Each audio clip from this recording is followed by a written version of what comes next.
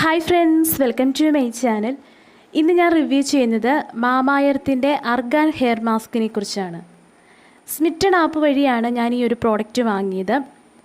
ഇതിലെ main ingredients എന്ന് പറയുന്നത് argan oil, avocado oil and milk പ്രോട്ടീനാണ്. മാമായർത്തിൻ്റെ എല്ലാ പ്രോഡക്ട്സിനെയും പോലെ തന്നെ പാരബൺ ആൻഡ് സിലിക്കോൺ ഫ്രീ ആണ്. അതുപോലെ ഡെർമറ്റോളജിക്കലി ടെസ്റ്റഡ് ആണ്. ഇത് സാമ്പിൾ പ്രോഡക്റ്റ് ആയതുകൊണ്ട് കീ ഇൻഗ്രീഡിയൻസ് മാത്രമാണ് ഇതിൻ്റെ ബാക്കിൽ മെൻഷൻ ചെയ്തിട്ടുള്ളത്. ഇതിൻ്റെ ആക്ച്വൽ പാക്കറ്റിൽ എല്ലാ ഇൻഗ്രീഡിയൻസും തന്നെ മെൻഷൻ ചെയ്യുന്നുണ്ട്.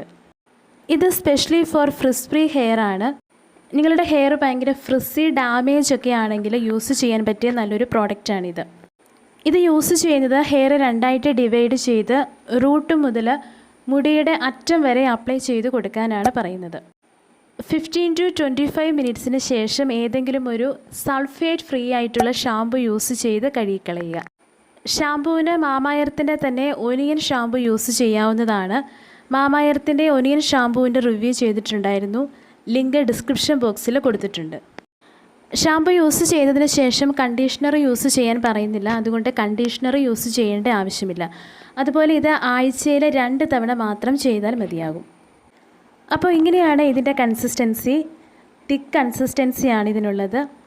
ഇത് നമ്മുടെ ഹെയർ നല്ല സ്മൂത്ത് ആകാൻ സഹായിക്കും.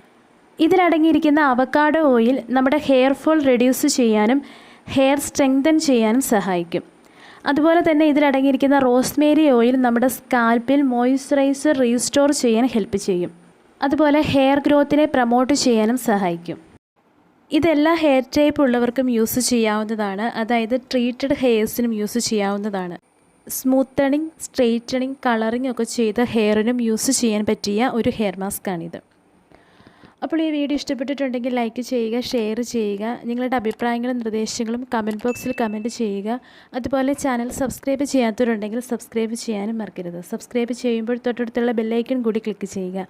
അതിൽ ഓൾ എന്ന ഓപ്ഷനാണ് ക്ലിക്ക് ചെയ്യേണ്ടത്. എന്നാൽ മാത്രമേ വീഡിയോസ് അപ്ലോഡ് ചെയ്യുമ്പോൾ അപ്പോൾ തന്നെ നിങ്ങൾക്ക് നോട്ടിഫിക്കേഷനായിട്ട് വരികയുള്ളൂ.